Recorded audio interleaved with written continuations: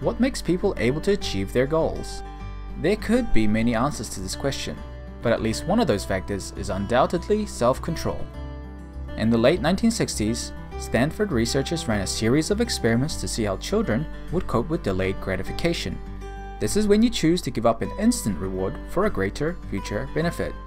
For example, avoiding that muffin now so you can look good on the beach, or choosing not to play with your friends so you can study for an upcoming exam. So going back to our Stanford experiment, a child, let's call him Timmy, was left alone in the room with one marshmallow. They told Timmy that if the marshmallow was still there when the researcher came back, he would get another marshmallow as a bonus.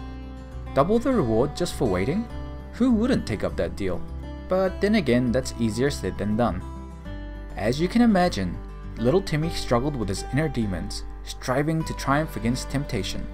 His rational brain was telling him that waiting was the correct choice. At the end of the experiment, some children were able to resist the temptation, while others couldn't stop themselves from taking a bite of that sugary treat.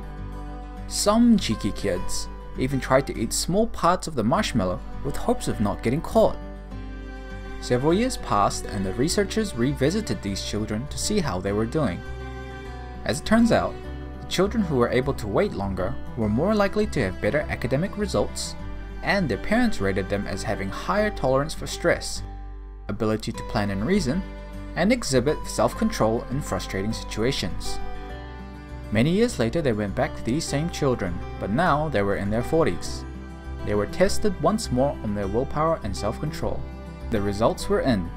Even after several decades, the people who showed strong self-control as children continued this trend well into their adulthood.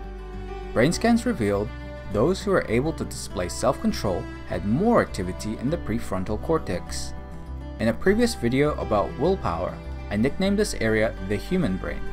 If you want to learn about getting better at delayed gratification, you might benefit from understanding more about willpower. You can click the link at the end of this video to find out more. Getting back on track, if you think about it, the results from this experiment makes perfect sense. If waiting gives a greater long-term benefit, then always choosing the option with the biggest payoff will eventually turn into what other people might call success. So next time, when you're faced with the soul-crushing decision of resisting that donut, or being tempted to procrastinate instead of studying, remember this video and the Stanford Marshmallow experiment. Don't be like this guy. Lastly, I'd like to leave you with one final idea. If we expand the time frame of delayed gratification by a few years, one might argue that this is called an investment, i.e., giving up your ability to spend money now for a greater payoff in the future, albeit with a risk component due to the increased time frame. But then, is it a coincidence that the wealthiest people in the world all have financial investments like stocks, bonds, or real estate? Comment your thoughts below.